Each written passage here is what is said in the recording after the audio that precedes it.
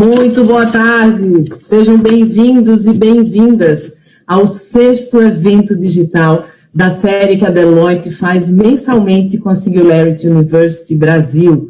O tema do evento de hoje é uma preocupação enorme com uma questão fundamental, não só para os governos, como também para os agentes de iniciativa privada no Brasil e no mundo. Porque, no fundo, a gente vai aqui discutir questões como é que a gente desenvolve infraestrutura e os empreendimentos para atender aos interesses econômicos de negócios, de uma questão social também, um mundo que está amplamente impactado por uma crise sem precedentes. E a segunda grande questão é como fazer tudo isso com inovação. Porque mesmo antes da pandemia, o mundo já discutia frequentemente sobre o impacto da indústria 4.0 nessa área, e a gente estava falando e ainda continua falando de grandes projetos de capital, vultosas obras de infraestrutura e até o dia a dia da expansão das nossas empresas.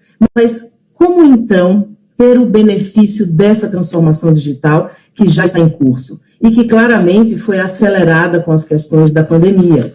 A gente tem aqui a indústria 4.0 como um assunto, pano de fundo para a nossa conversa de hoje, que avançou de uma forma inédita. Todas as empresas e todas as cadeias produtivas tiveram que verdadeiramente se reinventar em todos os sentidos. E nesse contexto, eu gostaria de fazer parênteses aqui para reforçar de fato a importância da indústria 4.0 com um documentário que nós produzimos de forma independente chamado Indústria 4.0, antes e depois da crise, patrocinado pela Deloitte, com lei de incentivo à cultura, produção independente, a gente destaca como essas transformações da revolução, da quarta revolução industrial, impactam todas essas cadeias, mas elas vão muito além do que seria sugerido pensar somente a automação de processos, manufatura, porque no fundo tudo isso acelera a nossa volta a partir da pandemia. Então, vocês vão ver aqui na minha tela um QR Code que está sendo exibido agora, vocês podem entrar lá, navegar por todo esse conteúdo de Indústria 4.0 produzido pela Deloitte, inclusive acessar esse conteúdo do documentário que eu acabei de comentar. E agora a gente vai ver um pedacinho desse trecho, um pedacinho desse documentário para vocês entenderem do que a gente está falando.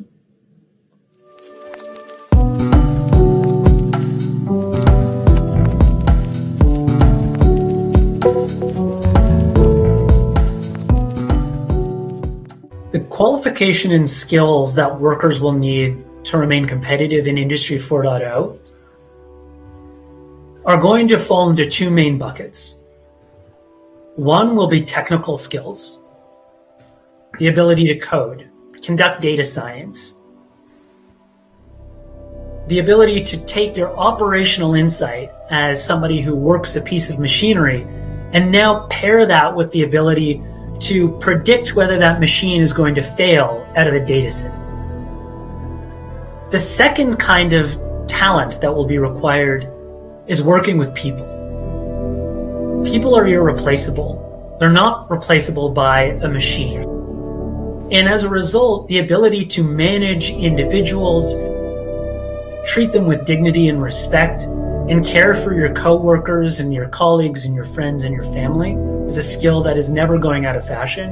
And in fact, the human element, what makes us human, our curiosity, our ability to care for one another, is going to increasingly be important in a world that goes digital.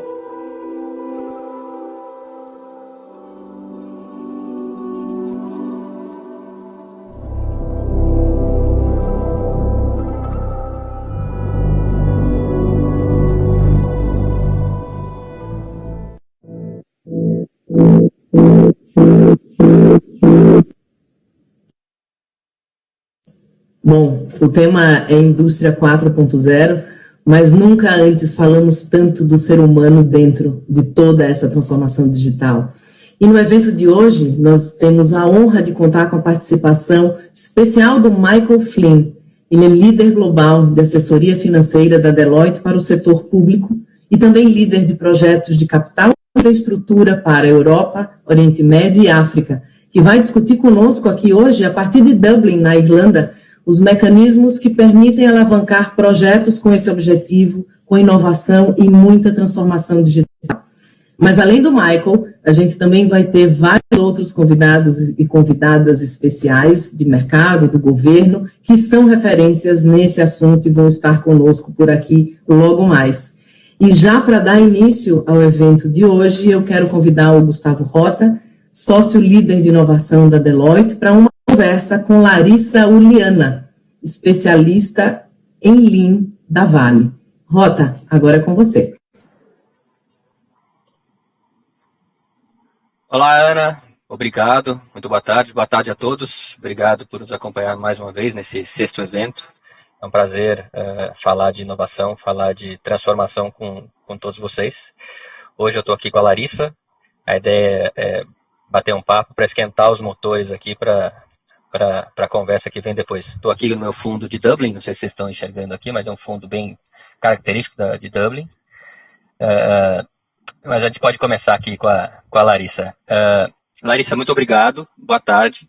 Se você puder contar um pouco da sua história para a gente e explicar para a gente também o que é uma especialista em Lean, né? O que é Lean?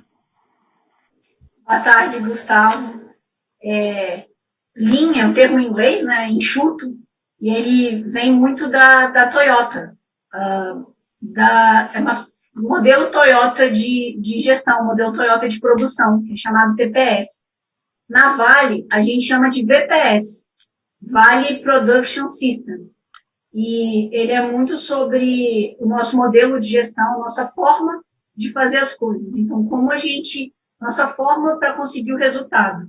E dentro desse modelo de gestão, Lean, VPS, ele traz muito pessoas, a importância de desenvolver pessoas do centro de propósito, da solução de problemas para melhoria contínua, para geração de resultado.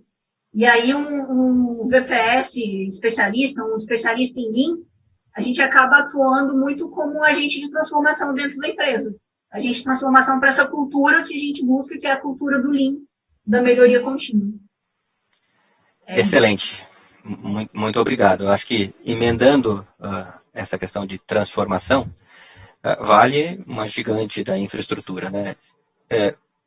Como a gente está vendo a transformação digital dentro da Vale, principalmente nesses últimos 12 meses? Existe uma ampliação? Existe algo sendo transformado de uma forma muito mais acelerada? Como isso está acontecendo?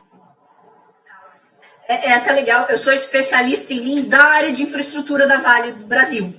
Então, acho que é até legal trazer um pouco da visão de como tem sido isso na área de infraestrutura.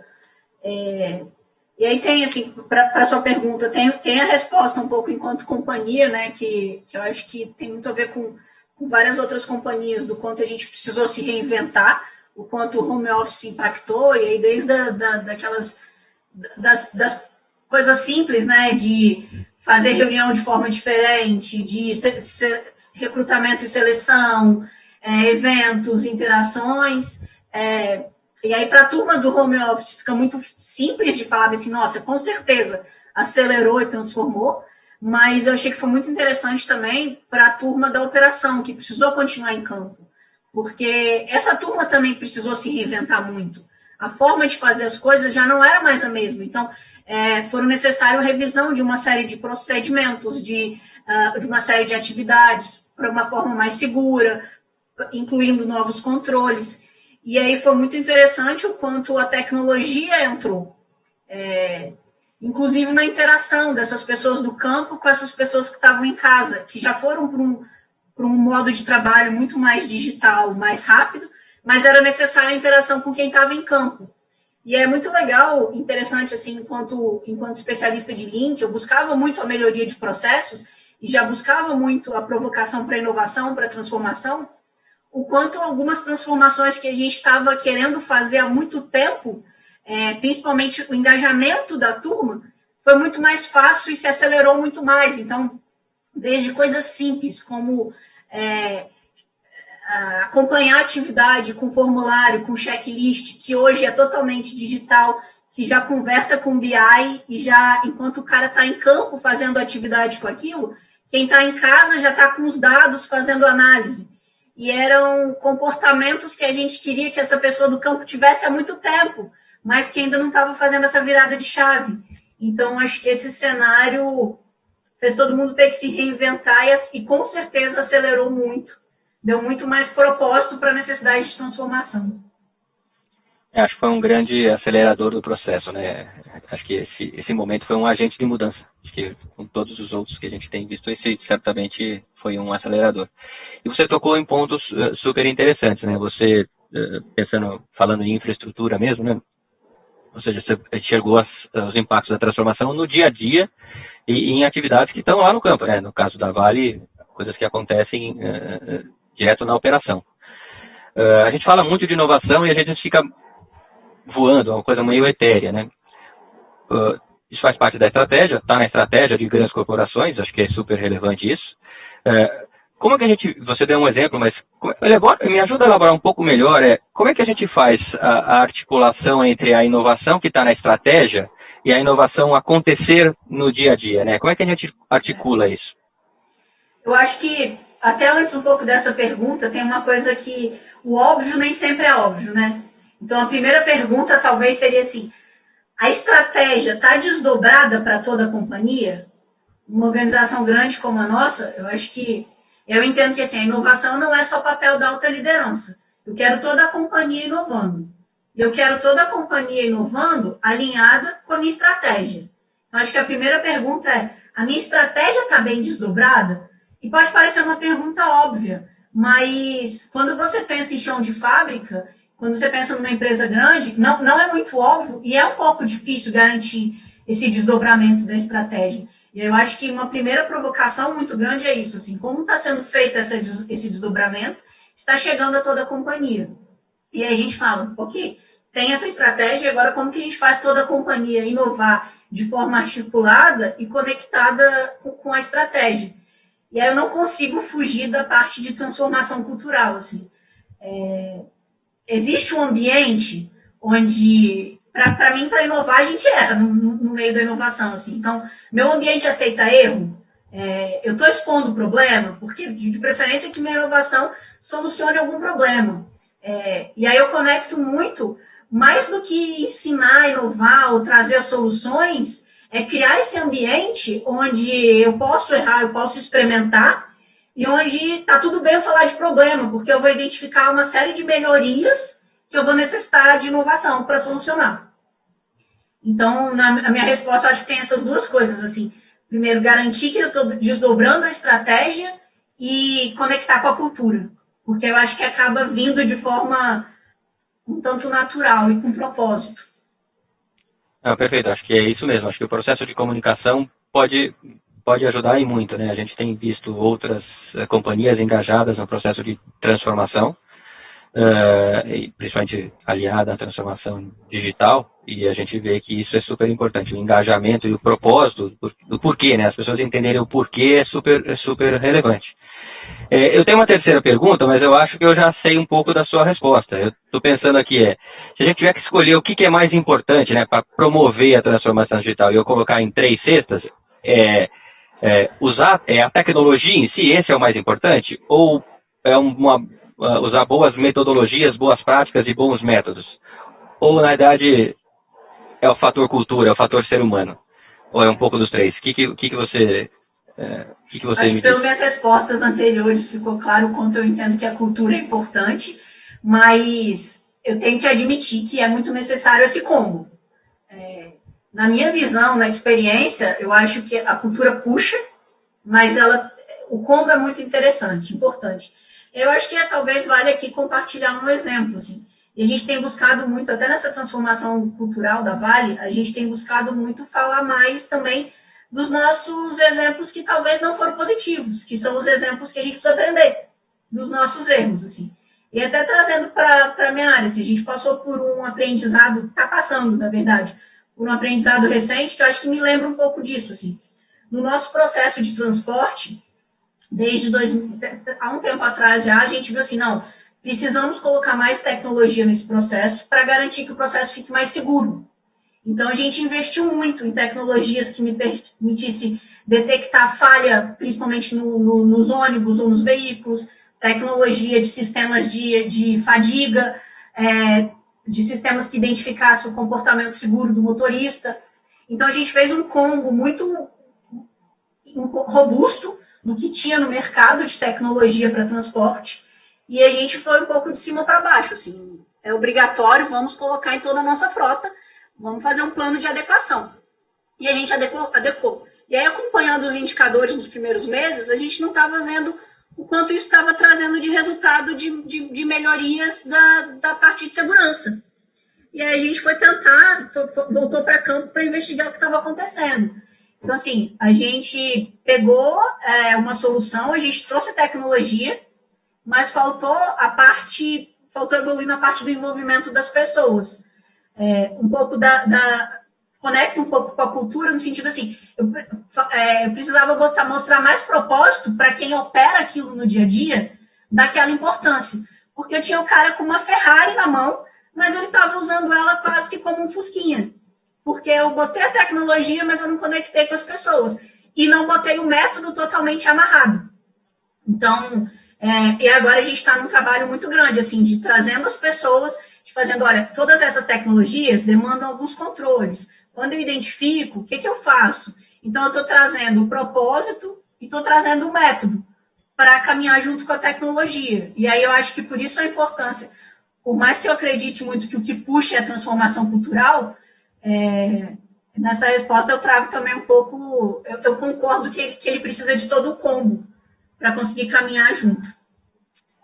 Perfeito, obrigadíssimo pela resposta. Acho que a gente tem visto isso na prática. Acho que você está dando. Esse exemplo é mais só confirma a tese de que não é só um ou outro que importam, é uma somatória de fatores. E você trouxe uma informação super importante: a gente começou a usar os dados para tomar as decisões, fez as medições adequadas e usou os indicadores e retroalimentou o sistema.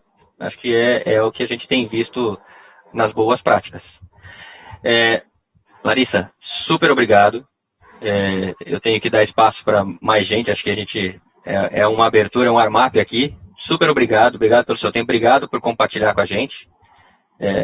Quiser dar algumas palavras antes que eu devolva para a Ana, daqui a pouco vai começar a puxar minha orelha, ela sempre faz isso. Quem está acostumado com o evento já sabe que acontece isso nessa hora. Eu queria agradecer a oportunidade. Acho que era isso. Muito obrigada.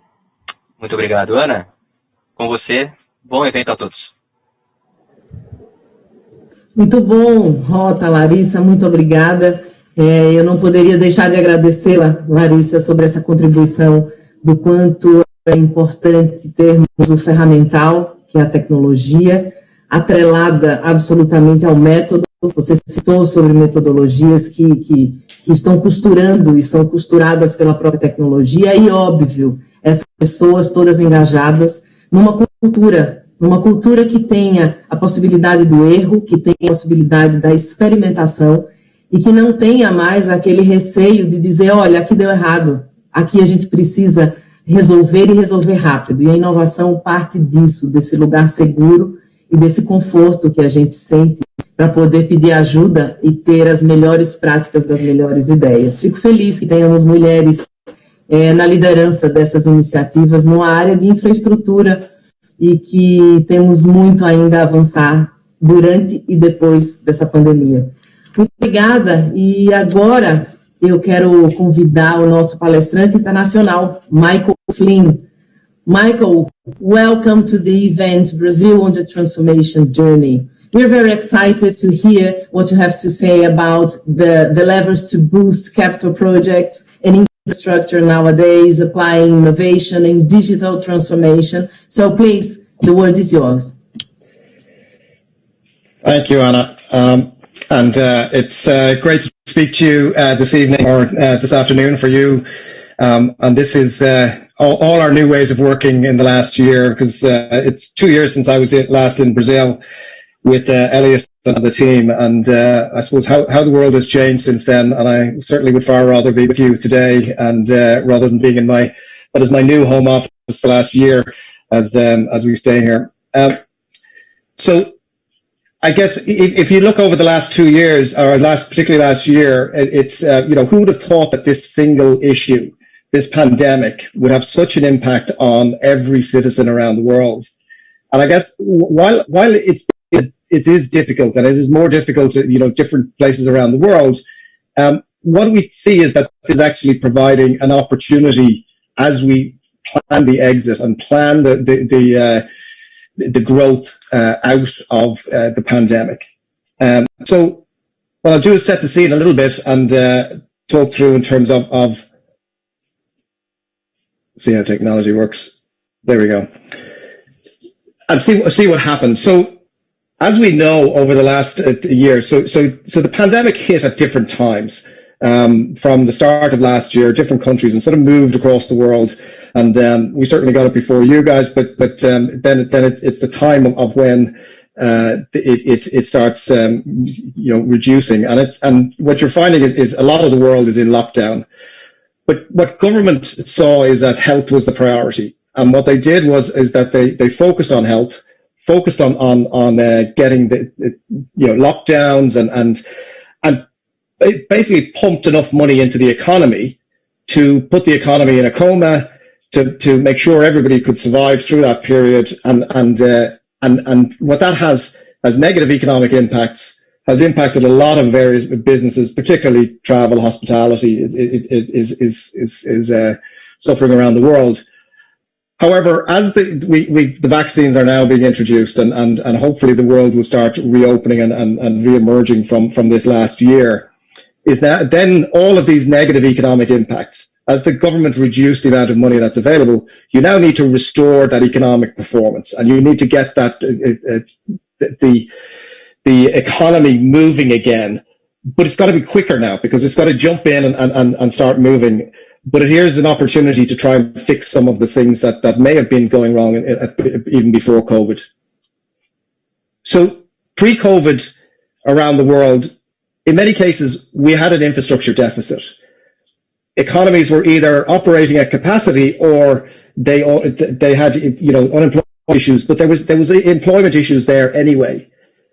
Things like ESG was a real niche issue, considered corporate social responsibility, and we were a little bit complacent around climate, social justice, that income inequality, making sure that we looked after everybody in that. Considering that overall social fabric. Now, you've got this shock of COVID and all the implications of that. What that's added on is that we have an economic issue in most countries. You have government have had to fund lots of things that they had never planned for, and so there's an increased level of government debt. You have that piece of social injustice. It's still there. It's all around the world. We can still see that, and that there's that widening gap of inequality. How do we address that? And then coupled with that, you have this supply chain issues. Who realized that we were so dependent on certain parts of the world? And when that supply chain broke, how did we get access to what we needed? And so you now have countries thinking, what if this happened again? Am I going to set myself up to make sure I'm not in the same issue or the same constraints I might have been at when COVID hit?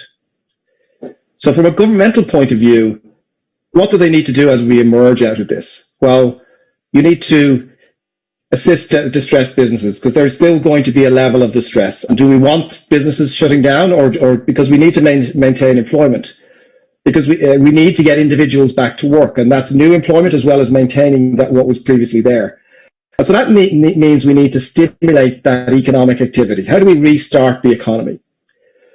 But what you're finding globally is and a lot of the research we did over this period of time is that we saw that despite all of the health issues and COVID and all of the worries that were there, and even the economic issues, the whole climate and ESG agenda actually stayed right up at the top of people's agenda, and became more of a social issue as people even saw the benefits of what not traveling and not the lack of economic activity, what that did to the climate that was positive. And so you have this now, the government necessity, the societal demands, which actually change the objectives now slightly. So we still see, going back to what was your deficit, we still need infrastructure investment. And what we're seeing is that there's a change in what we're seeing as essential assets. So we might previously have needed roads and rail to get people around. Now we could do things like this, so we can talk across the world, and we don't need to travel. But we do need very good broadband, as I go fingers crossed to make sure Wi-Fi stays working for the entire of this presentation. We shouldn't have that need. And so every country needs that. Essential infrastructure is now moving towards digital and making sure that we're set up to be able to deal with this, to be able to work from home, to be able to do those things. Coupled with that, you've got clean growth. That looking at when we're making these investments, making sure that they're aligned with environmental, but also that ESG bit, so that, you know, employment equality, that greater equality in terms of how we invest, and that we're trying to level up, that we're making sure that this comes to all of society, and that's addressing those social demands. So, in terms of trying to solve that, there's lots of great ideals. It needs lots and lots of money in most geographies. However, having spent it all on COVID, your challenge now is, how do I do all, from a government point of view, is how do I do all of those with that limited funding? And so you've got to prioritize investments. And that's that, you know, where previously you might have been prioritized on the number of people who's affecting whatever. Now it's about how many people can I get back to work doing this? How much is it that essential infrastructure that it's aligned with those economic needs to make sure that I can address those? So your objectives and how you prioritize is changing. Avoiding waste, making sure that you when you spend the money, it goes to the right place, that all of the money is reaching there, and we'll talk about that in a minute. And then workforce reskilling. There is a change in the world's economy. There is a change in what people need to do. Talked about the need for digital infrastructure.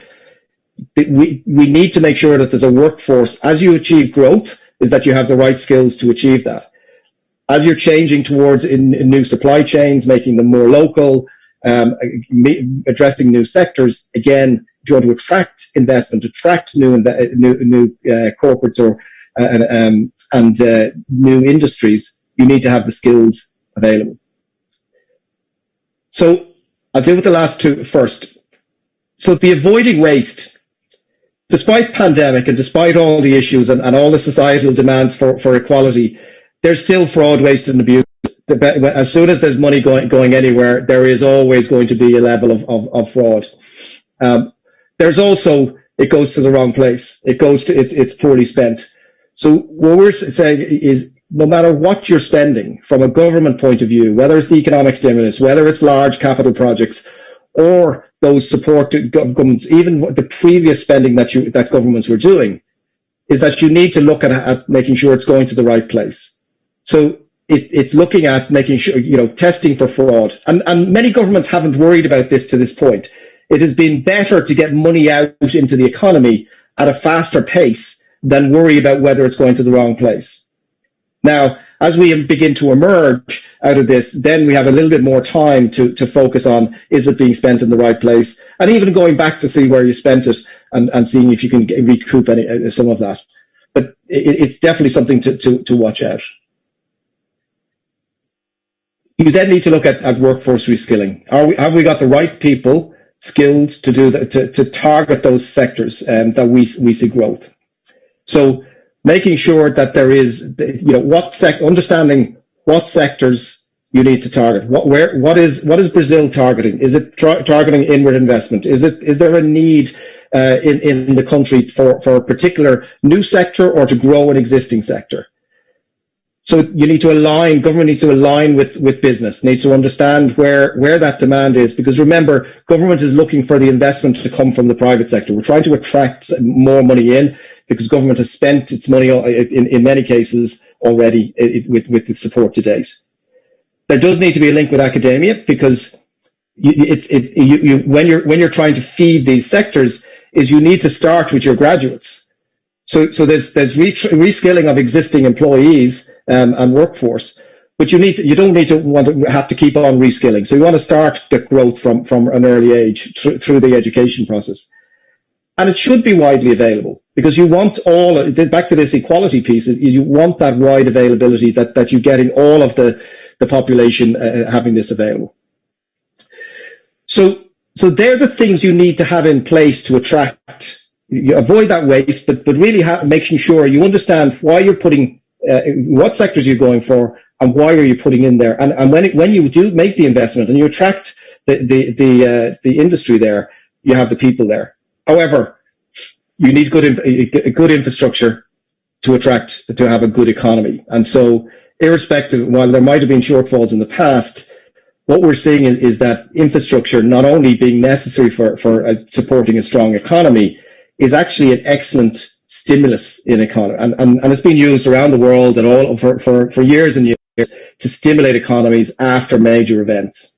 And it not only does it support the economy in the long term, and there is a multiplier effect, and we think about almost 3 times in terms of the net benefit of what you're investing. But in terms of today, as soon as you're investing in infrastructure, you're creating employment in that construction field. So you're getting people working at different skill levels quite immediately. It is also an excellent platform to bring in private sector participation, both that expertise and efficiency, but also finance. And you've got debt and equity looking to come into these projects, and it's ready to go. And I'll talk about structures to do that later.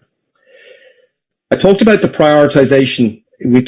Previously you might have been, it was very focused on value for money, needs analysis, all of that detail. Now going back to stimulus, how do I get people working straight away in a project that is needed? So it is, prioritization based on shovel ready, based on that immediate economic impact is a key piece. And then, as I said, that, what assets are you putting in, and making sure that it's for the new economy, not what we might have been thinking about a year ago. And that all aligns with what we've seen in terms of the trends for future cities. So if you're looking forward, you're seeing green, you're seeing digital, you're seeing economic focus, you're seeing that inclusiveness as being key trends across the cities. You're looking at 15-minute cities, so that community based, so very close, and that has even got there's cities being planned in the Middle East that have 5-minute cities and no cars, for example, in terms of mobility. So it's looking at taking away our previous norms to use digital to make sure that you're achieving this growth through the cities. Now, none of this can happen unless you have a supporting economy and a support that you're generating enough economic activity to drive all the things you need to do here. But bear in mind that this in itself is going to drive. So digital will drive those economies as you're doing these things. So there's obviously things that you need to do in terms of safety and security. Cyber is going to and all of those sort of things are key risks that you need to manage as you're developing. If you look at where I told you the societal effect, the focus on reducing the impact on climate, how do you deal with that? Well, then it is fully aligned with how cities are now being planned. Now that's different to how cities may have been historically, but that change in terms of what is essential infrastructure and putting in the required digital infrastructure into cities is going to be critical to maintain industry going forward. So I go back to my piece of it's how do you pay for that, and that's going to be a challenge. When we're looking at this, we look at value as a starting point, and we see value coming from three areas. And so there's direct, we call it value capture because you're trying to capture some particular in order to pay for your infrastructure. Direct is reasonably straightforward because it's income that you're getting from a particular asset or from a particular service. So whether it's a toll, whether it's a charge for the service for your Wi-Fi, all of these things, it is easier to deal with. However, governments are not generally the best at developing direct charging for services. This is a good reason why the private sector should be involved, but it is one of the areas where revenue streams for government is an important area, but a challenge.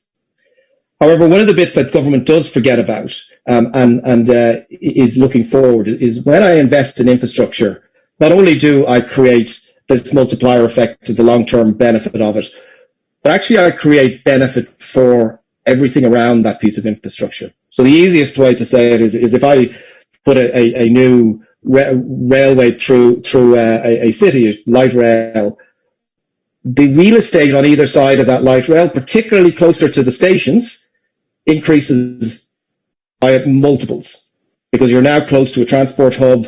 You've a lot of benefit. What governments forget to do is that they forget to try and look and see if they can capture some of that increase in value before they put in the deal, before they put in the asset.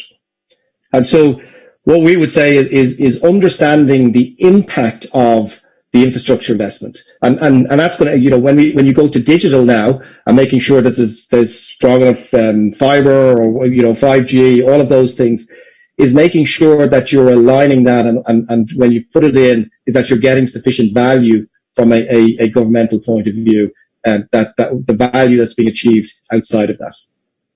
And the last one is asset recycling. We know government has lots of assets that it probably is not utilizing to its optimum value.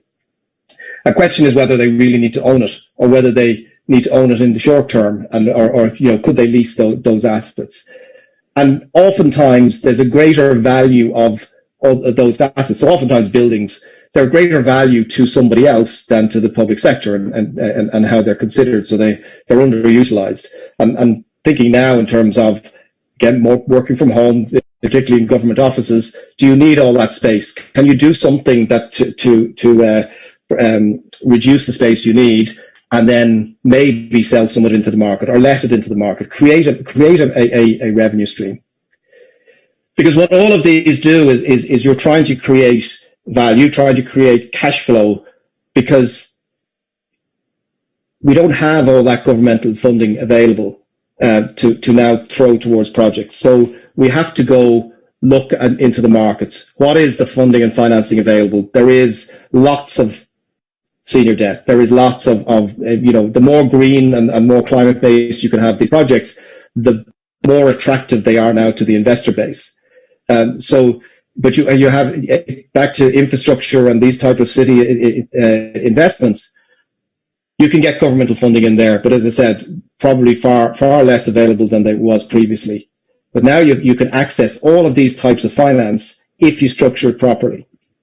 And so the key bit is making sure you have the strength of that revenue stream, and that it's well set out and it's structured properly, so that you can you can look at these financing streams. And as I said, the more green or the more sustainable, the better. And then it's about how do you get people to participate? Because what has happened, and what we saw in COVID, was that many private sector entities got involved, even the tech companies got involved in supporting public services far more than we'd ever seen before. And they probably realized, actually, this wasn't as bad as we might have thought, and therefore I can support cities in terms of how these investments happen. And so there's a whole variety of structures. I think the key bit is not to fall particularly on, we often go, it's either public or it's private or it's PPP, public-private partnerships. Our view would be, actually, there's lots of structures beyond that in between, depending on what you want to do, and tailor this depending on how you want each party to play.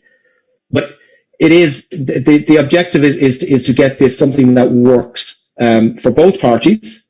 And back to, if you're looking at digital technology and you're looking at the tech companies who have huge amounts of cash sitting on their balance sheet with not much that they can do about it. Now, and there are a lot of the companies that got involved in supporting cities and supporting governments around the world. Is there now ways that you can start looking at different partners? You might have had construction partners in the past. You might even have finance partners in the past. But look at those tech companies, or look at the different types of industry.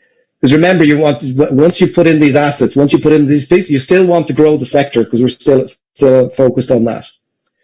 So it might seem complicated, but we call it as simple as 1, 2, 3. It's get your planning, get yourself structured, get your business model, understand your value, figure out where you can get the money from in terms of financing, and put a model in place that is easy to, and is tailored for the particular project. And that's how you open it up in terms of private sector participation, because now you've thought it through from both sides. There is huge amounts of capital available to develop cities and keen to develop cities. And really it's about it's more about getting this structure right to attract it in, rather than their reticence of getting involved in particular markets. So we would say it needs to be targeted investment. Ensure you're getting the prioritized projects. Ensure you're looking at that it's addressing your needs in terms of that economic growth.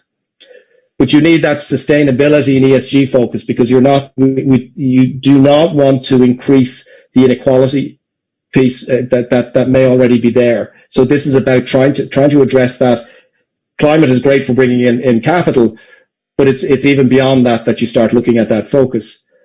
Obviously, avoid waste. The more getting your money, limited as it is, put it in the right places. But ultimately, that you have a workforce that's ready and willing to come in and support the new economies that are coming into these cities. That's what's needed to round that, square the circle, and bring it all together in terms of that. When I invest, when I'm ready to come to Brazil to get involved or grow my business in Brazil, do I have the people that are there? And that's that now puts it all together, and it allows for cities to grow significantly post-pandemic. So I'll leave it at that.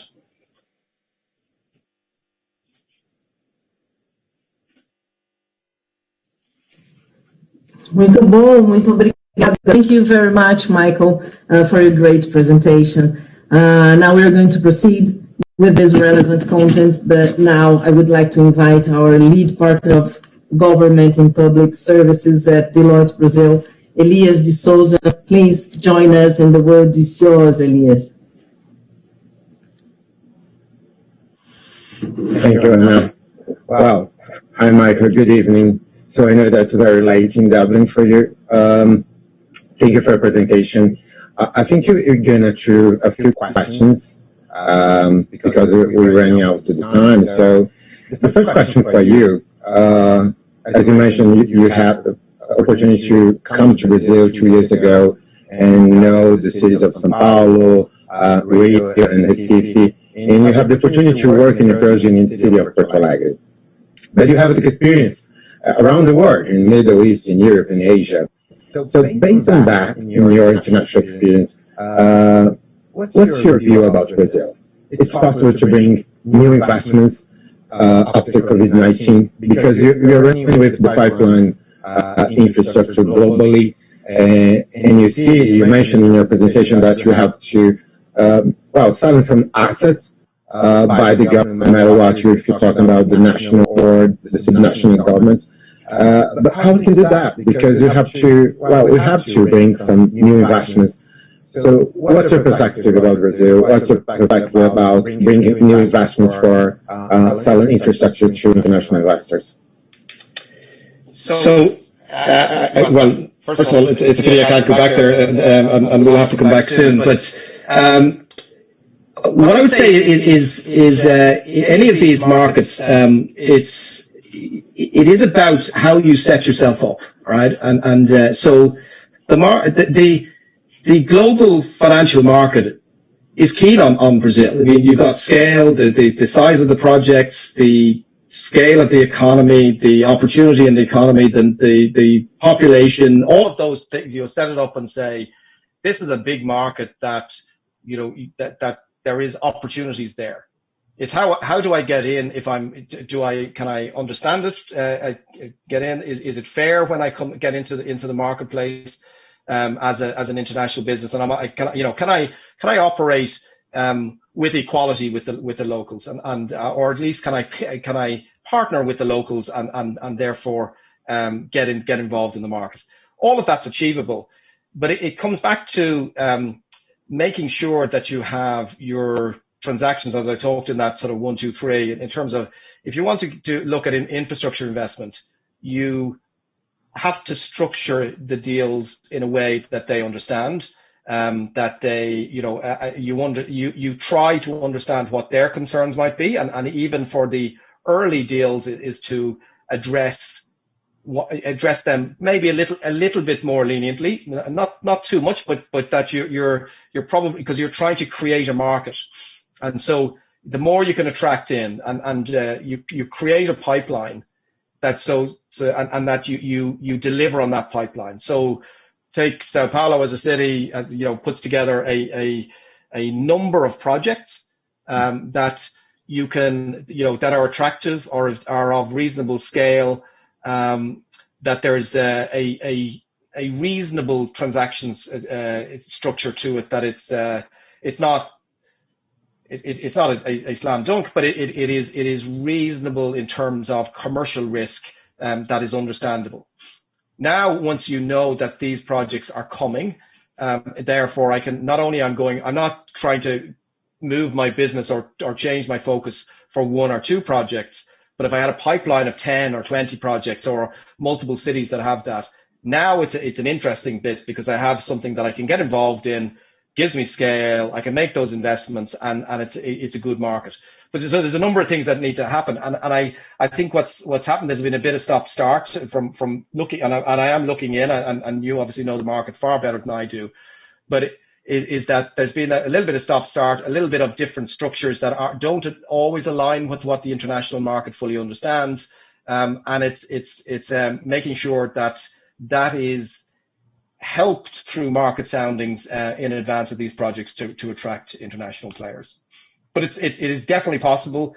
But the last bit I would say is, remember, while you think you're in Brazil and there's all of these great opportunities, you are competing with every other country in the world for those same investors, and there's significant capital projects, capital programs being planned in nearly every country around the world now, to try, based on, as I was talking about, infrastructure as a stimulus.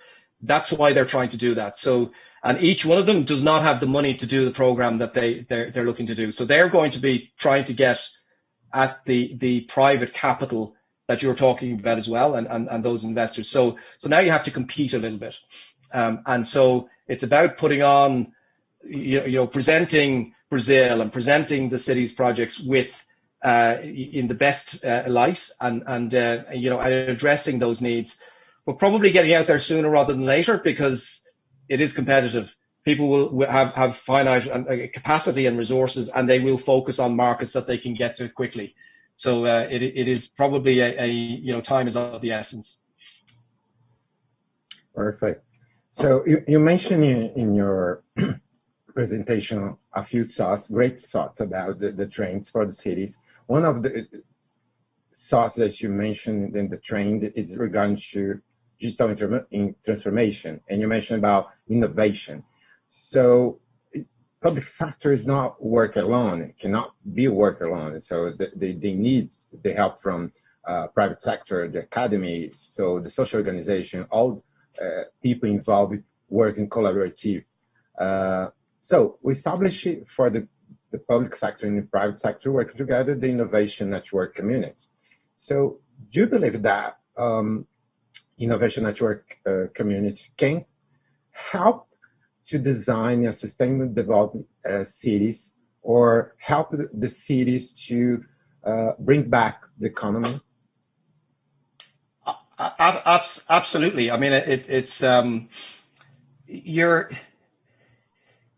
I've looked at it a couple of ways. Firstly, is if you look at cities, you're now talking about 15-minute cities, or even 5-minute cities, as they're looking at in Saudi Arabia.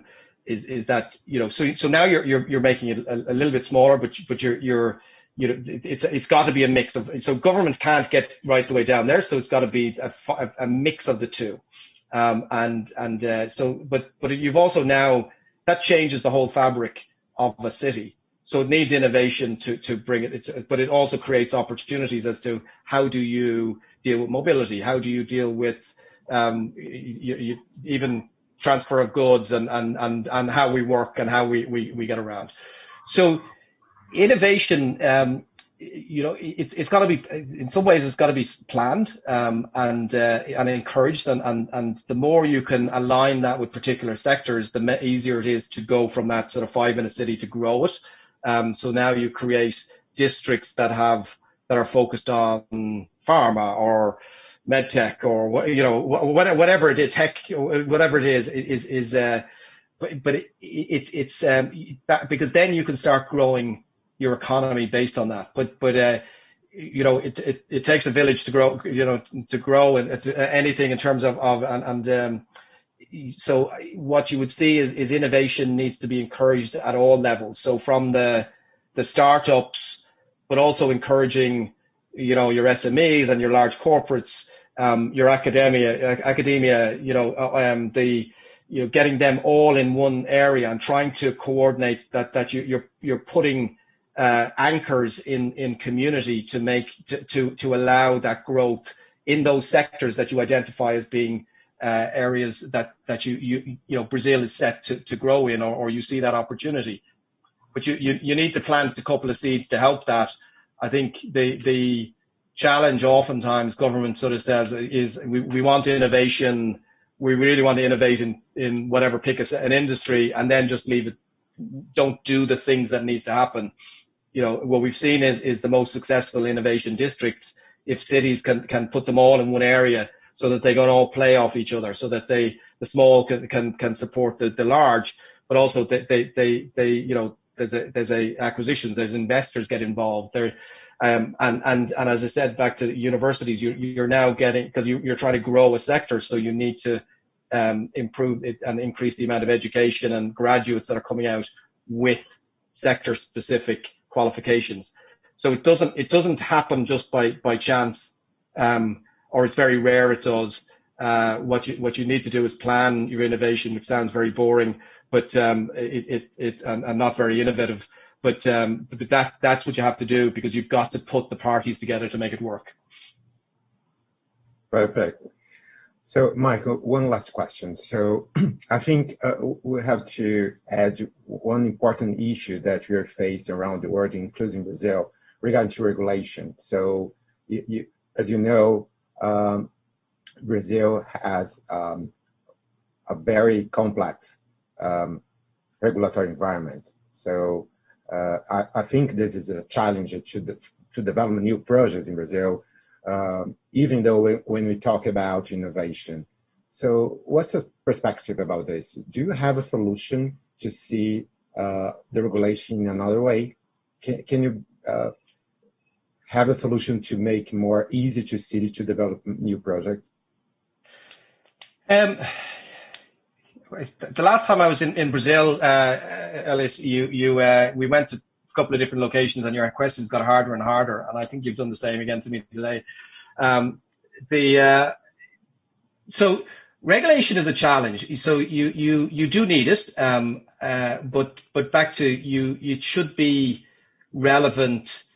And if it's getting in the way of doing business, you need to look at it and say, what are you trying to achieve with that regulation? So, and I think if you look at what you're trying to achieve now in terms of regrowing starting growth in the economy, it might be a time to look at those regulatory bits and make sure that it is fit for purpose. Now, it may well be, and I don't know it well enough to do that. But the other bit is, and one of the challenges is, as you're coming into new markets, is that if it's not all set in one place, if it's not easy to follow. So if I know all the rules, if I know what all the regulations are, and they're all in one place, then it's easier for me to come in and then design business, or to even decide whether I want to stay there or not. That's their decisions that I'm going to make as a foreign direct investor. But if I find that I'm planning all the rules, and then something comes in here, well, of course, this one over here, this regulation that nobody ever spoke about until I got down to step 5 of my activities. That's how that stifles growth and stifles that investment. And it just, that sort of noise gets around the marketplace in terms of international investors. So it's not that regulation is bad, or that, that lots of regulation is causes a problem. Oftentimes it's just having it set out and being able to have it all in one place and know all the things I have to do in order to deliver. Once I know that, then I can make a decision. Now, you might not like them, or you may, but as long as there's a view that there's a good reason to have it there, then that's okay. But have a clear roadmap of it, and that makes life an awful lot easier for everybody. Perfect, Michael. Well, thank you for your presentation. It's a great honor to have you in our sections. I believe it. Well, I know that's very late for you. Thank you for your time. So, well, I hope to see you again. And back to Ana. Ana, it's for you. Thank you. Thank you. Thank you very much, Michael, again. Elias, muito obrigada pela sua presença, pelas perguntas que também foram respondidas, além de toda a explicação do Michael, que poderíamos ficar aqui mais algumas boas horas falando sobre os desafios das nossas cidades, né, do nosso mundo, ainda pandêmico também. Mas agora a gente vai ter um novo painel, e eu gostaria de chamar a atenção de vocês para esse tema, que é o seguinte: quando o privado e o público se reencontram na trilha de recuperação. E para fazer a moderação desse painel, eu convido Eduardo Raffaini, que é o nosso líder de Capital Project e Asset Transformation e Financial Advisory Analytics da Deloitte, e os nossos convidados especiais, que são o Marco Vignoli, secretário de Desenvolvimento Regional do Estado de São Paulo, e Igor Rocha, diretor de Planejamento e Economia da Associação Brasileira da Infraestrutura e da Indústria de Base, ABDIB. Sejam muito bem-vindos, e agora é com você, Raffaini. Oi, Ana, tudo bom? Bom, também é prazer estar com vocês hoje aqui, prazer estar contigo, Igor, prazer estar com também o secretário, acho que o secretário já vai chegar. Mas oi, secretário, tudo bom? Só um minutinho. Bom, prazer estar contigo, secretário Marcos. Tudo bom? Prazer também, Eduardo, Igor. É um grande prazer falar contigo também. Bom, eu acho que eu queria trazer agora o assunto para a gente aqui, né? Para a terra, né, brasileira, né? Ou seja, então, né, também o Michael apresentou, né, diversas, né, questões importantes, e a gente vai agora, nesses próximos 25 minutos, debater um pouco esses principais pontos que ele trouxe para a gente. Eu acho que o principal... Eu acho que o primeiro ponto que ele traz que uma das questões de também alavancagem, de, né, também na economia, o pós, aí, né, também na Covid, ou até durante, né, também na recuperação, né, também, né, do Covid, vai ser, né, também no investimento também na infraestrutura, né? E aí eu queria ouvir um pouquinho de vocês, como é que vocês veem hoje, né, também no setor de também na infraestrutura, ou seja, qual é o gap que a gente tem, né, também na infraestrutura, isso aí é dito, né? Qual é a opinião então, né, também, né, dos senhores, que o Brasil precisa seguir para estar recuperando, e como que ele pode usar né, também na infraestrutura para poder recuperar, né, também na economia pós, né, também Covid. Queria primeiro, né, convidar, né, também o secretário para, né, falar um pouquinho, e depois, né, também, né, então, Igor, você, né, comentar os pontos também.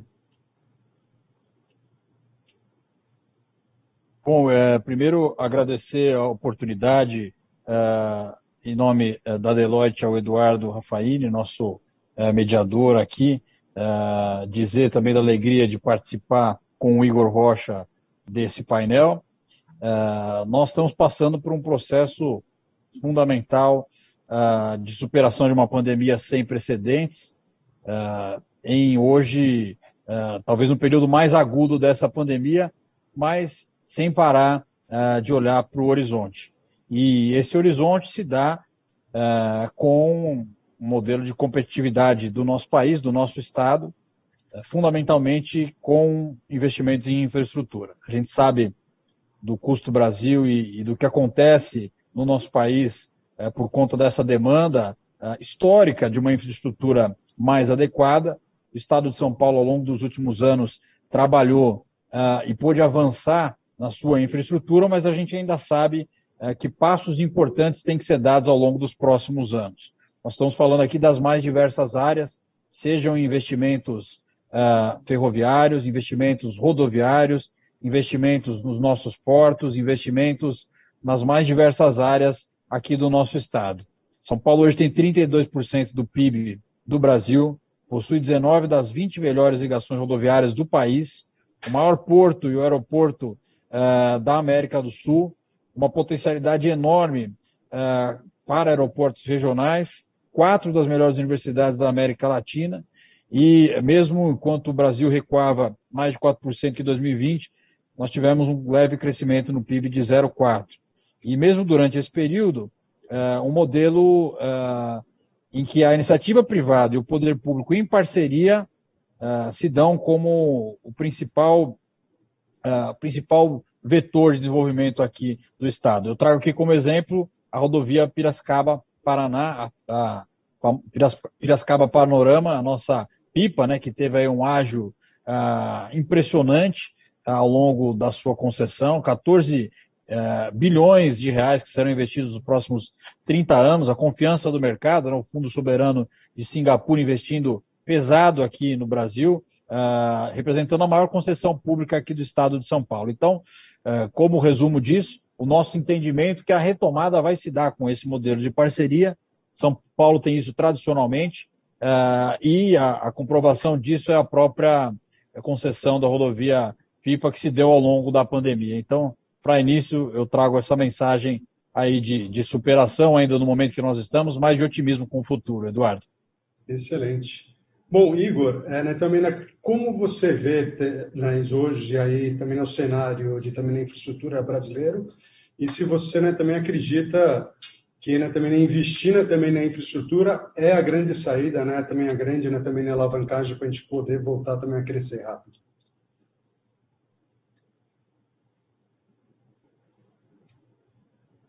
Igor, acho que está no mudo.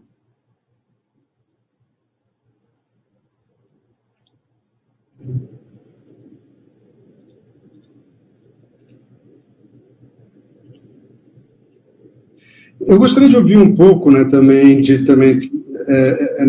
como é que o senhor avalia hoje em dia, também o ambiente brasileiro para fazer também essas parcerias, e quais são as principais barreiras que precisam ser também removidas para a gente poder acelerar esse investimento público-privado?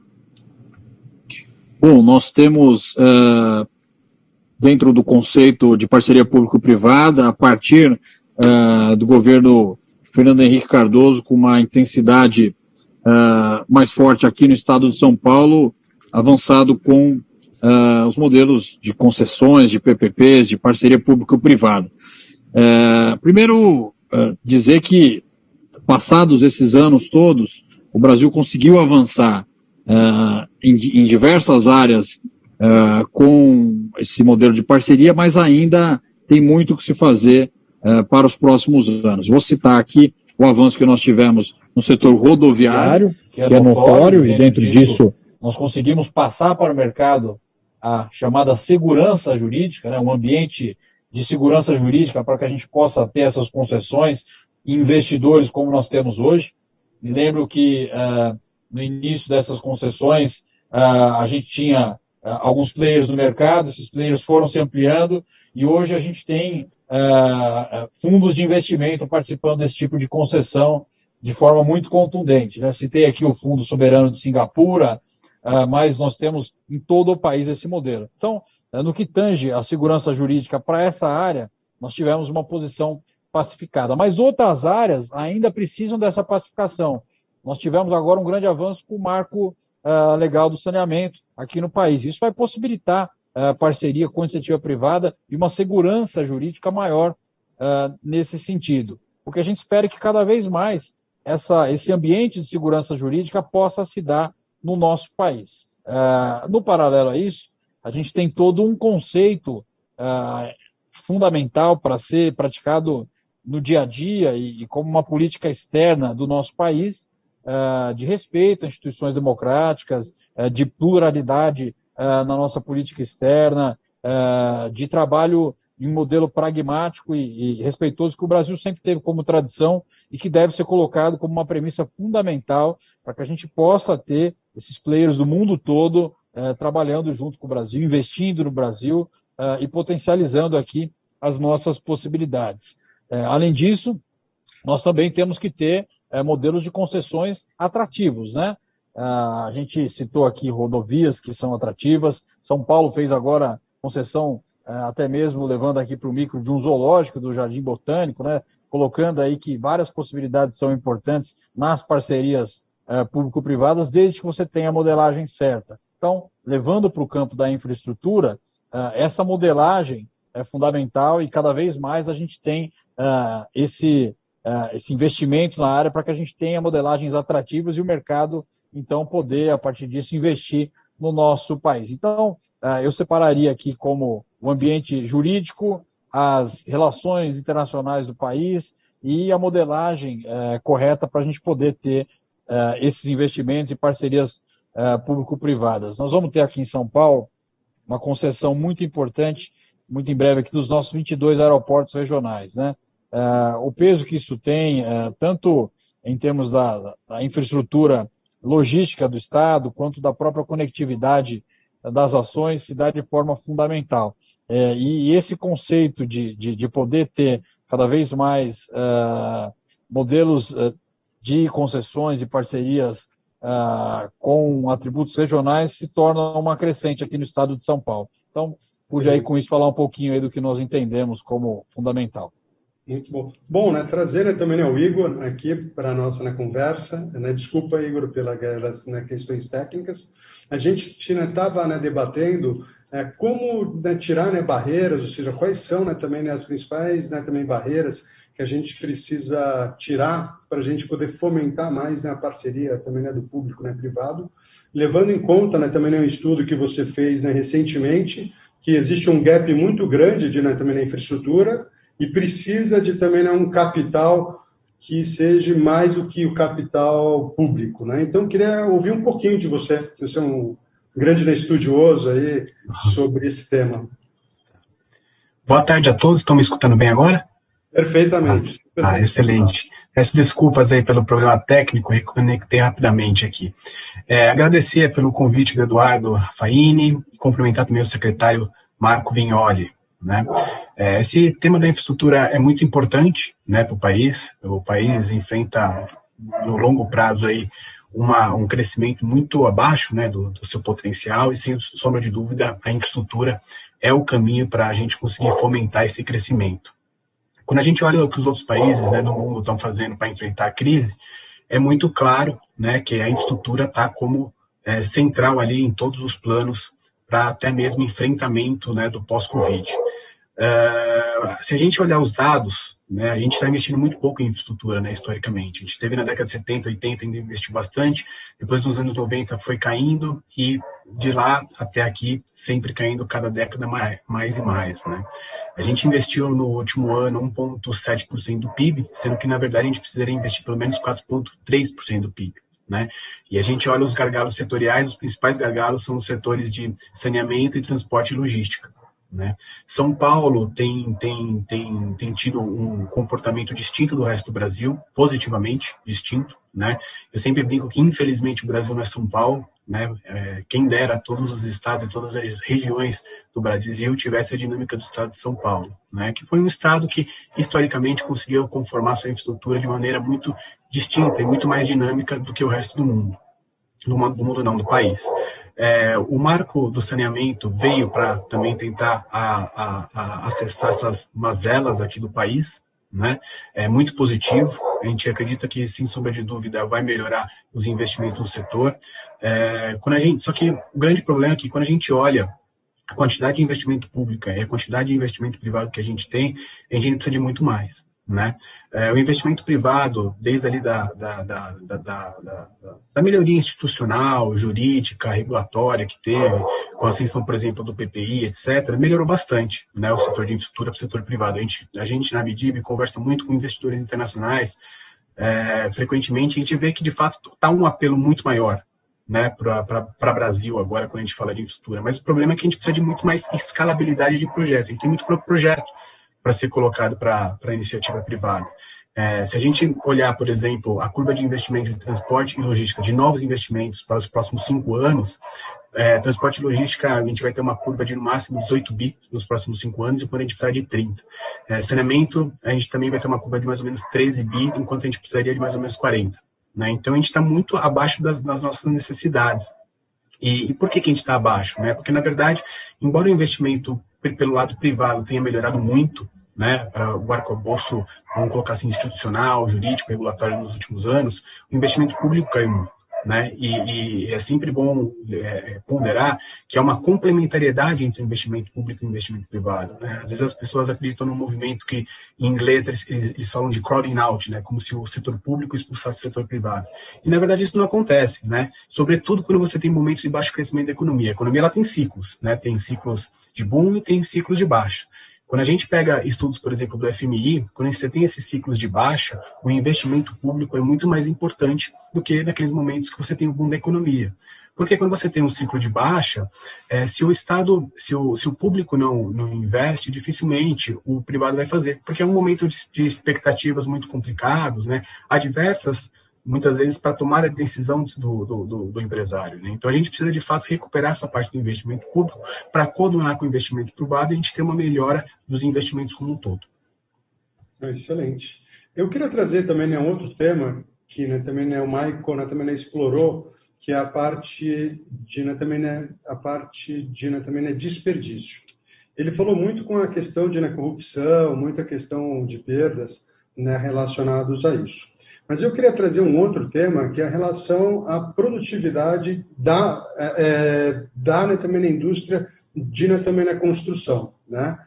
Diversos também relatórios, institutos globais apontam que a produtividade na construção é muito baixa. Ela chega a ser por volta de 60%, ou seja, 40% é desperdício. Né? Se a gente consegue melhorar 10% desses 40%, a gente poderia estar falando que a gente teria aí também uma capacidade de também investir mais 28 bilhões por ano em infraestrutura no Brasil. Levando isso em conta e levando que também a inovação hoje em dia é um grande alavancador, tanto na digitalização, na inovação, processos, é um grande alavancador para também na produtividade.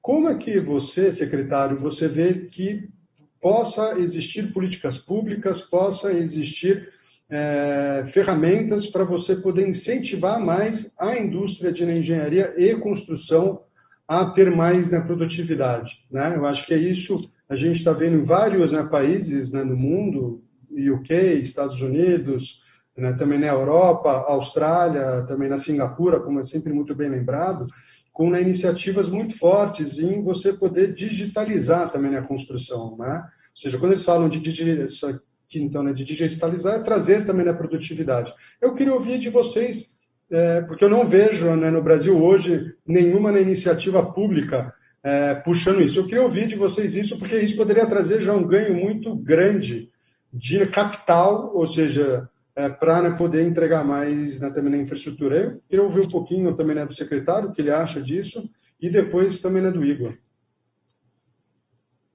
Bom, Eduardo, uma ótima questão.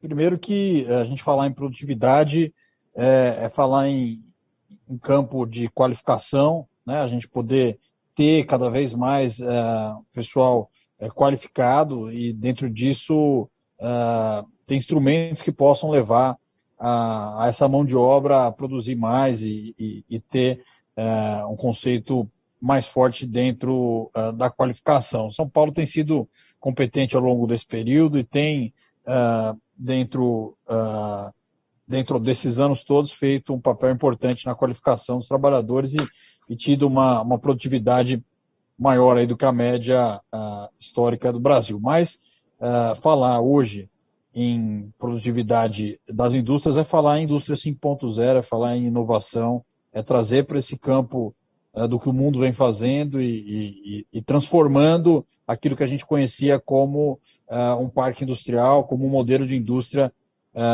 nesse universo que nós temos hoje, o mundo VUCA, o mundo moderno da informação e que consegue, com isso, levar a própria indústria para outro patamar. Aqui em São Paulo, nós avançamos através do nosso IPT com um centro fundamental de indústria 5.0.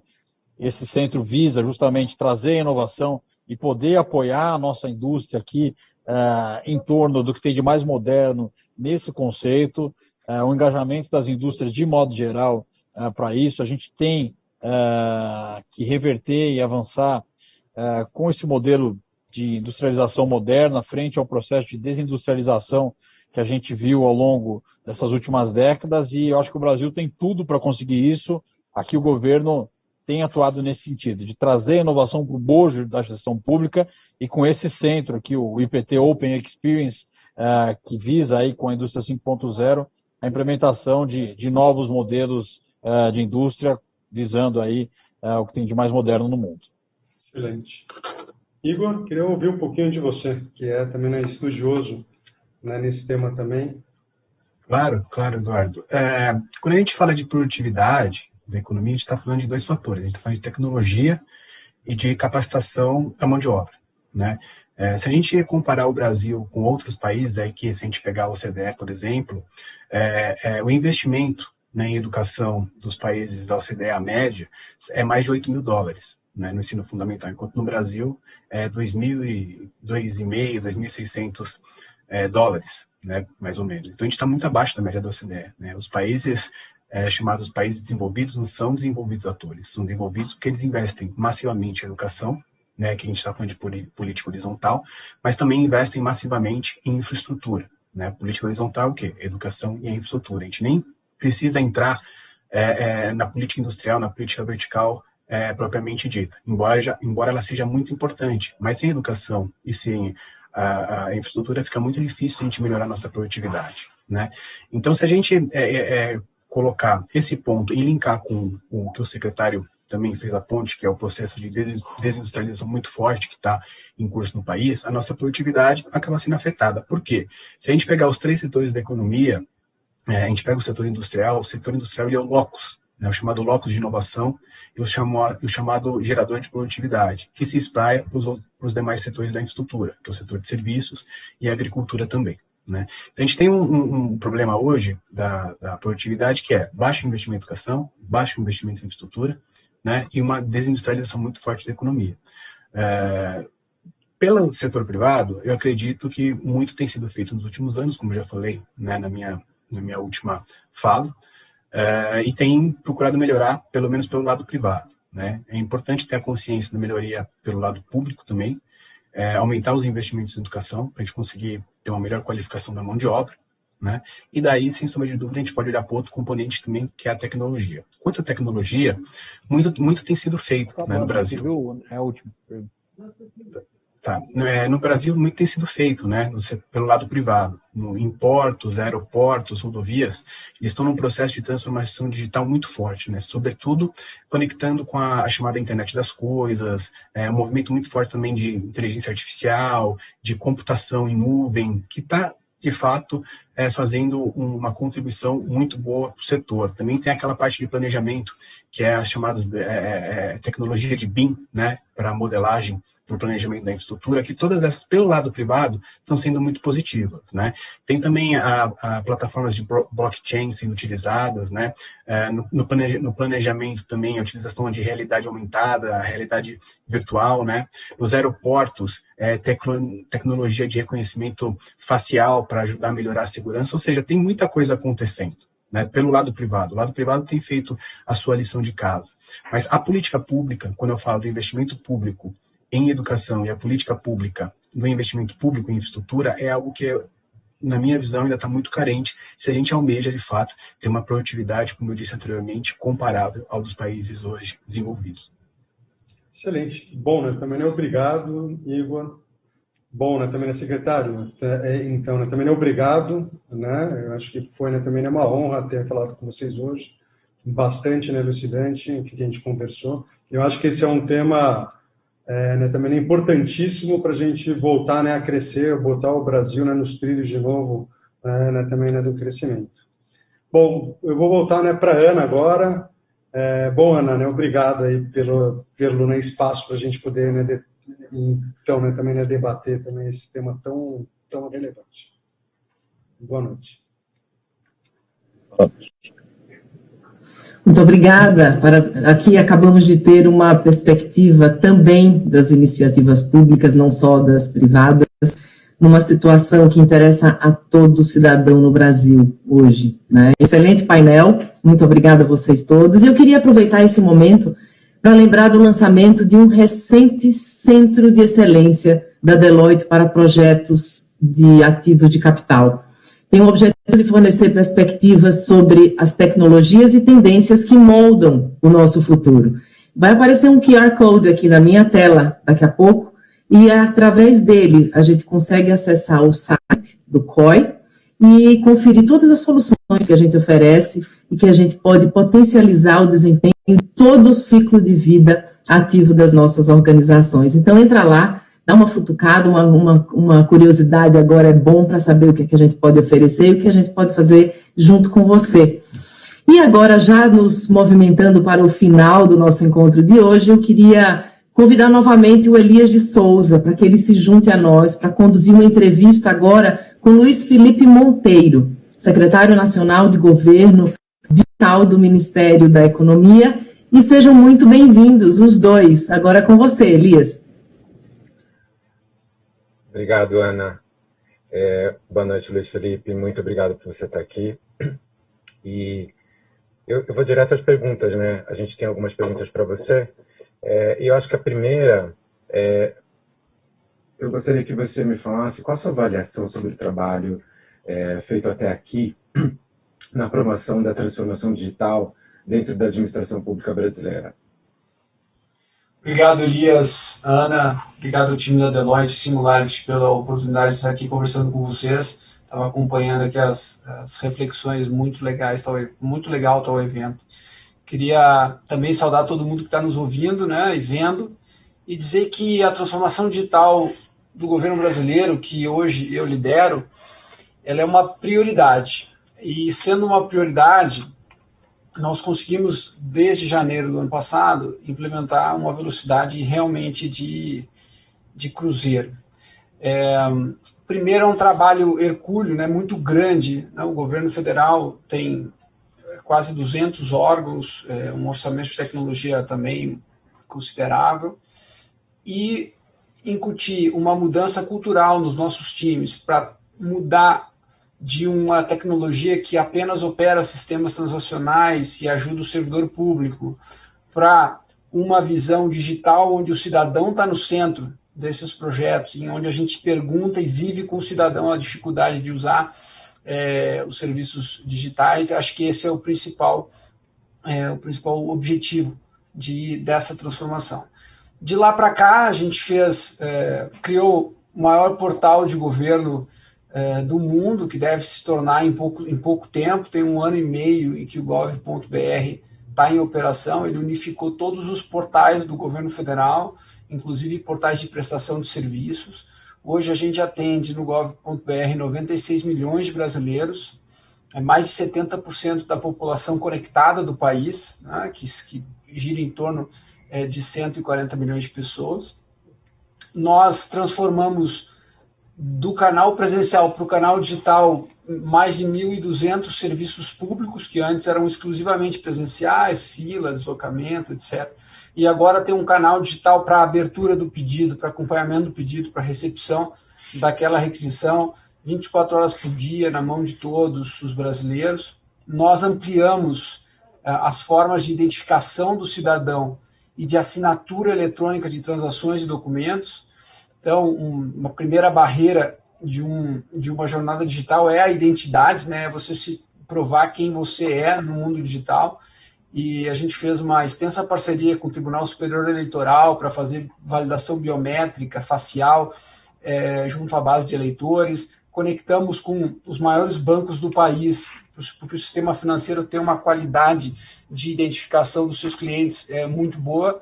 Então, nós conectamos e tornamos confiáveis as nossas plataformas de identidade para que a gente possa, um cliente de um banco, possa consumir um serviço público sem precisar fazer um novo cadastro, sem precisar guardar usuários e senhas.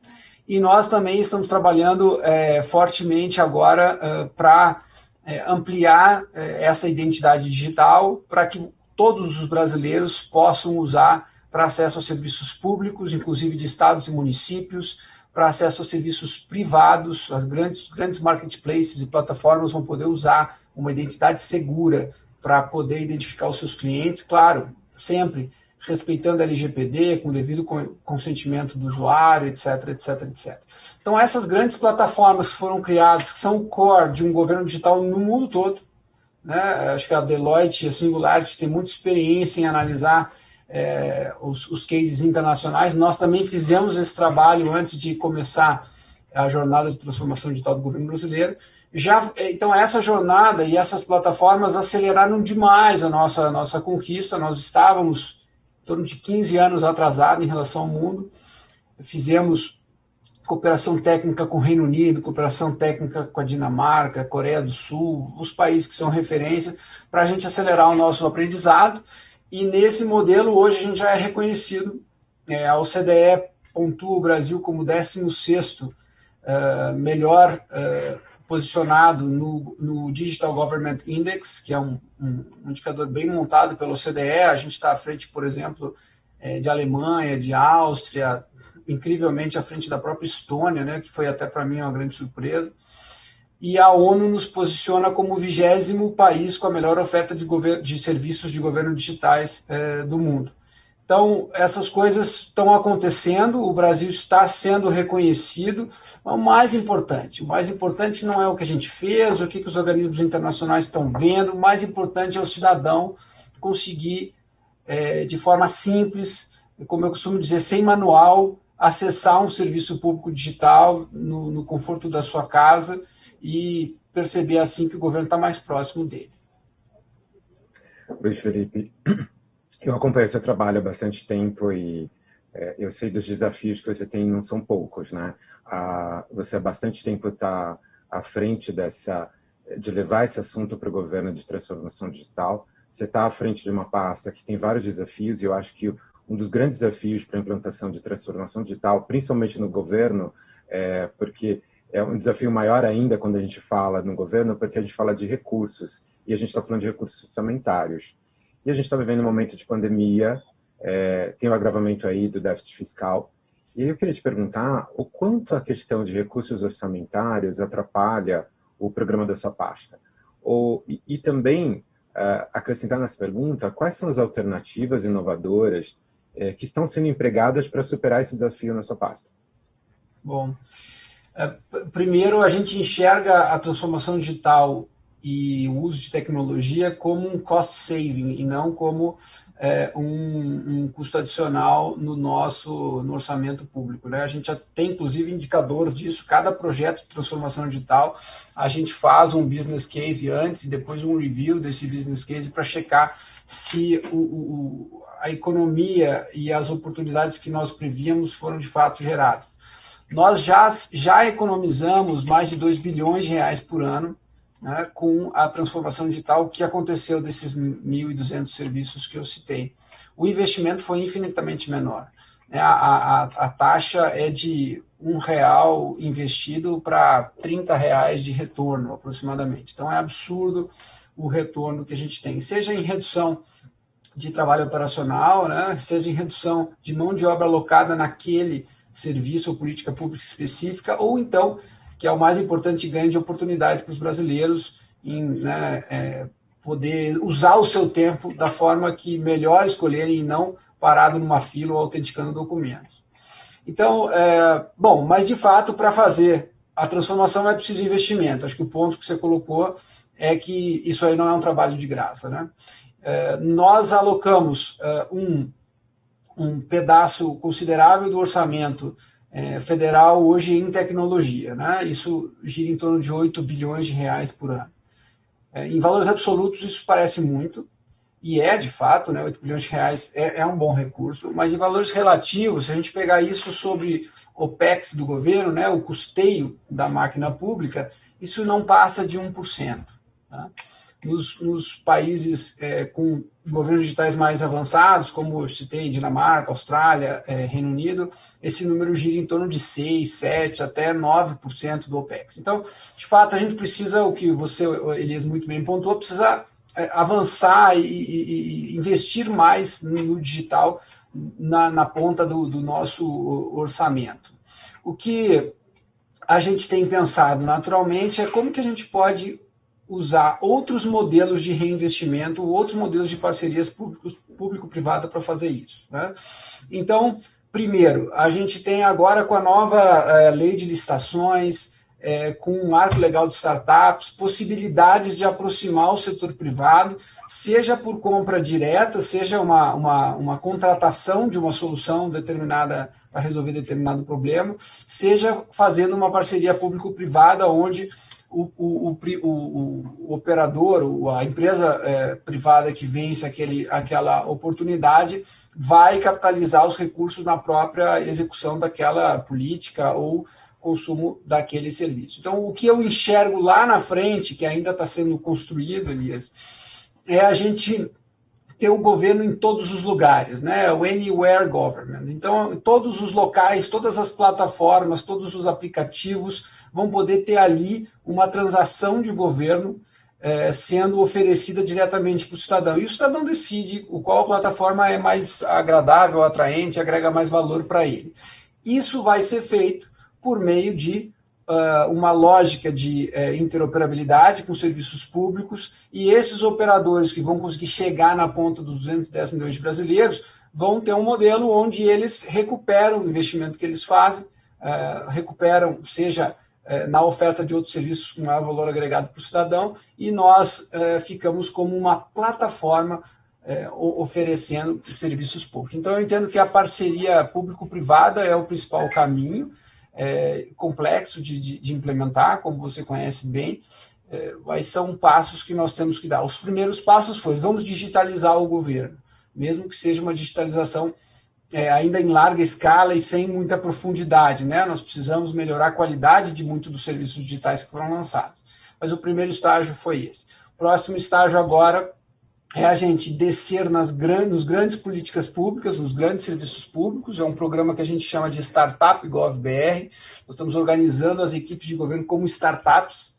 Elas não são empresas constituídas como startups, mas estão incutindo o mindset de startup para fazer as grandes transformações e montar o que eu citei aqui, que é o governo como plataforma para que o setor privado possa operar e nos ajudar a dar escala a esse modelo, sem necessariamente o governo ter que colocar cada real que são necessários serem investidos. Eu acho muito legal, Luiz Felipe, quando você fala, porque você deixa claro que toda essa transformação digital no governo é para beneficiar o cidadão. Né? O foco, né, da sua secretaria não é simplesmente fazer essa transformação digital no serviço do governo, mas é com foco no cidadão que esse serviço chegue com valor um pouco mais fácil, com valor adicionado até para o serviço do cidadão.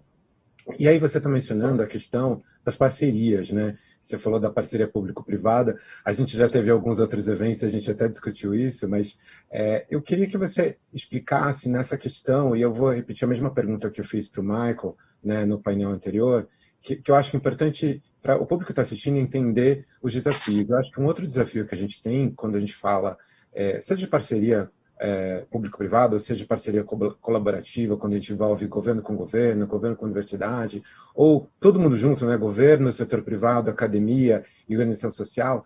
Você acredita que o ambiente regulatório é um impeditivo ou ainda é um eixo que retarda algumas ações para a transformação digital do governo? Sem dúvida, Elias. Assim, ele retarda, mas eu acho que na maioria dos casos, ele tem uma causa e em muitos deles tem uma lógica, né? eu estou aqui transformando o governo, junto com uma equipe fantástica, muitas pessoas, em todos os órgãos, etc. Mas o governo não foi criado para se transformar. O governo é uma instituição conservadora, tipicamente. O governo é uma instituição para operar um status quo e manter essa ordem social rodando, manter um país rodando. Então, a cultura burocrática, que a gente usa esse termo burocracia como pejorativo, mas a cultura burocrática é a cultura do gerencialismo, de você manter as coisas como elas estão, muito bem executadas. Num processo de transformação, que é o que a gente está falando aqui, e tanto discute e espera, todo esse choque acontece, né? Você tem a inovação versus a operação. Então, o nosso marco legal é um marco legal conservador. Então, desde o marco legal de compras públicas, o marco legal de inovação, que agora está, das startups, etc., que agora que está entrando em discussão na Câmara. Então, a gente tem travas no nosso processo de transformação e inovação, que elas são oriundas, aí vou ser um pouco mais filosófico, que são oriundas de uma desconfiança da sociedade em relação à operação do governo. Então, para mim, a palavra-chave de nós conseguirmos sair do estágio atual e avançar para um estágio onde as transformações acontecem de forma mais sistêmica é confiança. O governo tem que dar razões para a população confiar e confiar que o recurso está sendo bem executado, tem que dar instrumentos para ser acompanhado, controlado e etc. Quando a gente cria esse mecanismo e essa lógica de confiança, essas travas vão poder ser liberadas em determinadas situações para que a gente tenha ganhos exponenciais. Então, é como se a gente montasse um ambiente de confiança, um ambiente de regulação menos estrita, para que os servidores públicos, a sociedade civil, as empresas ali, inclusive os órgãos de controle, ali nesse espaço consigam fazer as grandes transformações. De fato, você tem razão, tem muitas amarras, elas têm uma lógica, na minha humilde opinião, que é a lógica da desconfiança, né? Ao desconfiar das ações de qualquer governo, não estou citando especificamente desse, eu vou criar regras para impedir que coisas aconteçam, e essas regras acabam também impedindo que as coisas boas aconteçam. Obrigado, Luiz Felipe. Eu vou fazer uma última pergunta para você. De novo, eu acho que é importante falar sobre o trabalho que a Secretaria está fazendo e que você vem desenvolvendo. Eu acho que, quando a gente fala da legislação, ela é importante, ela não deixa de ser importante porque ela está regulando direitos e garantias, né, até para o cidadão. Ela é um problema porque ela não acompanha a questão toda que você fala, que é de inovação, né? Porque a inovação ela é muito mais rápida do que o processo legislativo, né? E aí a gente estabelecer regulação para organizar todo o setor de inovação é um pouco complicado. Mas aí você fala de uma série de serviços que você já conseguiu colocar no GovBR, e quem já teve a oportunidade de usar, é super interessante porque ele conecta uma série de bases de dados, ele conecta uma série de serviços, seja para pessoa física, seja para pessoa jurídica, mas a gente está falando de um ecossistema de inovação, né? Você falou inclusive de startups, e você está sempre mais à frente do que o nosso olhar aí de toda a estrutura que a gente tem de gestão pública ainda brasileira, né? A gente ainda tem um sistema, vamos dizer que a gente segue regras de um período mais antigo, não que esteja errado, mas é que a gente ainda não conseguiu evoluir, como alguns países já evoluíram. E aí, minha última pergunta para você, olhando toda essa questão que você traz de inovação dentro do governo brasileiro, e aí eu estou falando brasileiro, não é só o governo federal, é envolvendo os estados e municípios, né? Como você vê, na sua perspectiva, a importância desse ecossistema de inovação, né? Para desenvolver o quê, né? Essas soluções criativas em benefício à sociedade, né? Porque você reforça muito esse olhar para o cidadão e é importante, né? Mas qual é a importância desse ecossistema de inovação? Elias, eu acho que qualquer instituição, e o governo não é diferente, ela passa por estágios, né? Tem estágios de maturidade, né? Num primeiro estágio, os problemas são básicos, são problemas conhecidos, com soluções conhecidas, que precisam de respostas mais logísticas, de respostas que a sociedade ou que aquela instituição já tem referências para fazer. Então, esses são... Quando você precisou criar no governo infraestrutura rodoviária, a gente sabe como cria infraestrutura rodoviária. O Brasil tem excelentes engenheiros. Quando precisou criar uma infraestrutura de saúde, como o SUS, que está tão utilizado, tão necessário agora e fazendo um excelente trabalho, na minha opinião, nós tivemos referências, olhamos para o sistema do Reino Unido, conseguimos importar aquilo e colocar em uso. Então, o governo tem um momento em que ele estabelece a infraestrutura, as plataformas, os serviços básicos. Isso já passamos no Brasil. Eu acho que os nossos problemas agora são problemas de uma outra nível de complexidade.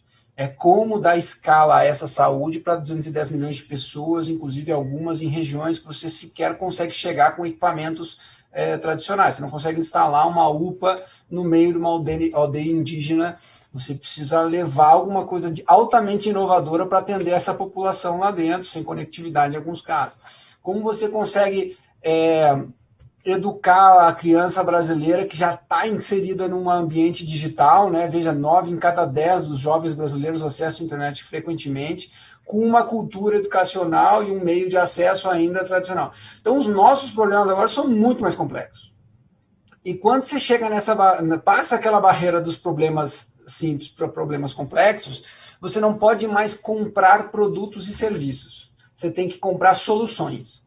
E para comprar soluções é outra forma de especificar o que você quer. Não é a lei de contratações públicas e licitações que a gente tem hoje em vigor. Ela compra caneta, ela compra papel, ela compra carro, ambulância, mas ela não sabe comprar, por exemplo, a redução da reincidência no sistema carcerário. Ela não sabe comprar isso, né? Então, a gente precisa de um novo marco que vai não comprar bens e serviços, mas comprar e fazer parcerias. E quando eu falo comprar, é necessariamente desenvolver soluções para problemas complexos.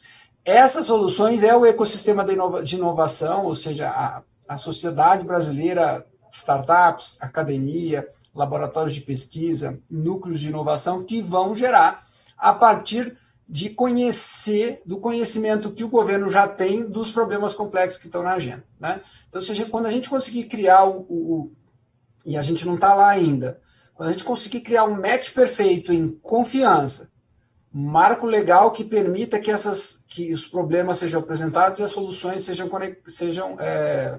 nasçam as soluções, e que isso se conecta, aí a gente entra numa outra espiral. Acho que uma espiral de solução de problemas complexos. Então, eu acho que sim, o ambiente e o ecossistema de inovação é essencial para a gente resolver isso. Não é a forma que a gente fazia antes que vai resolver os problemas do futuro.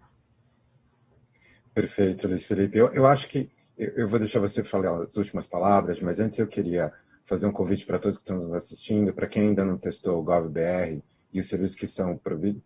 Eu acho interessante acessarem, né, porque 96 milhões, mas a gente tem 210 milhões de brasileiros e muita gente ainda não acessou.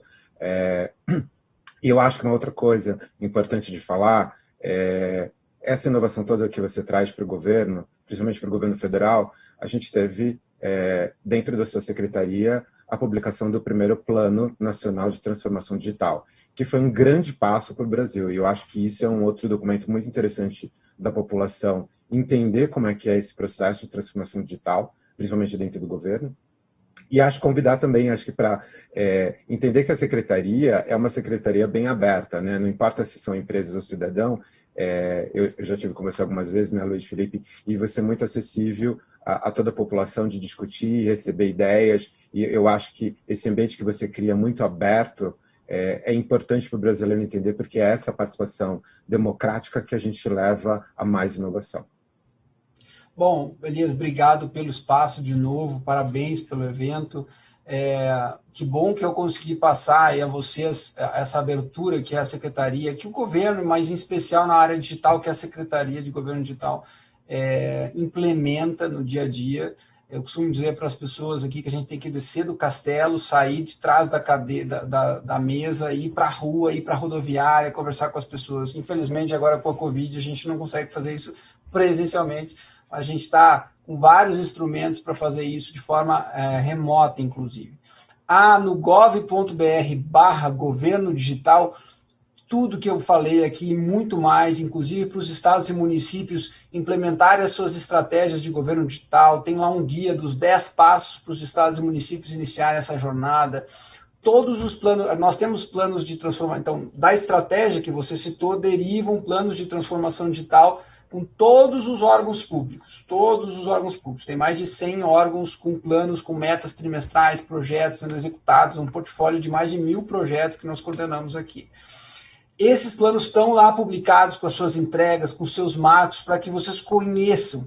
Seja um estado e município para se inspirar e tentar reproduzir esse método que está funcionando para a gente, seja uma organização da sociedade civil ou uma empresa de consultoria que quer estudar o caso do Brasil, estudar o nosso case, seja uma empresa que tem um produto, um serviço, e que pode conectar a sua oferta com alguma demanda que lá está listada nas mais de 1.000 que estão em execução.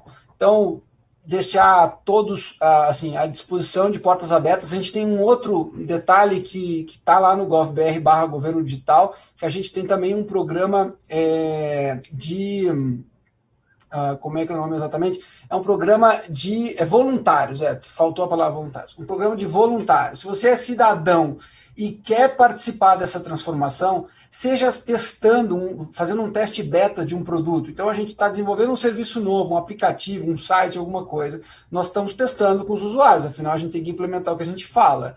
Então, esses voluntários são convocados. Às vezes é um voluntário com alguma deficiência física que precisa testar algum serviço, às vezes é um empreendedor que no chapéu de empreendedor precisa enxergar aquele determinado serviço. Então, a gente quer esses voluntários para nos ajudar a construir. Como todo brasileiro, e brasileiro é muito voluntário, quero convocar a todos vocês para fazer essa transformação junto com a gente. Luiz Felipe, uma honra estar aqui com você de novo. Obrigado pela sua participação. Eu sei que o seu tempo é precioso e obrigado por dedicar esse tempo aqui com a gente. E muito obrigado e acho que desejo muito sucesso nessa empreitada desafiadora que você tem. Obrigado. E, Ana, de volta para você. Muito bom, Elias e Luiz Felipe, muito obrigada. Nós confiamos no poder das parcerias, nós entendemos que uma nação só vai prosperar efetivamente quando todos nós estivermos juntos, né? Sem a distinção do público, do privado, o que quer que seja, mas como cidadãos. Então, o nosso convite hoje para falar sobre infraestrutura, sobre as nossas cidades, os nossos desafios, é também que a gente exerça o nosso poder e o nosso direito e o nosso dever de cidadão brasileiro, de cidadã brasileira.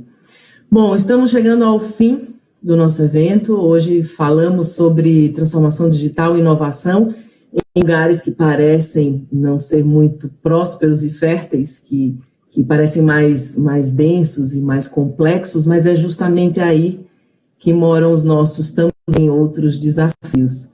Então, eu espero que vocês tenham gostado, que vocês tenham aproveitado o nosso conteúdo, e se vocês quiserem saber mais sobre esse tema, entra lá no nosso site, conhece as nossas pesquisas, estudos, artigos, tem muita coisa nacional e global, fale com as nossas pessoas, nós estamos disponíveis, nós estamos dispostos e nós queremos ajudar, porque, na verdade, o propósito da Deloitte é provocar impactos positivos nessa sociedade em que nós estamos à disposição e nós estamos trabalhando efetivamente nessa missão. Acompanhe os nossos canais nas nossas mídias, fique por dentro dos próximos eventos. Essa série vai ter mais uma muito em breve. Até mais, muito obrigada e muito boa noite para vocês.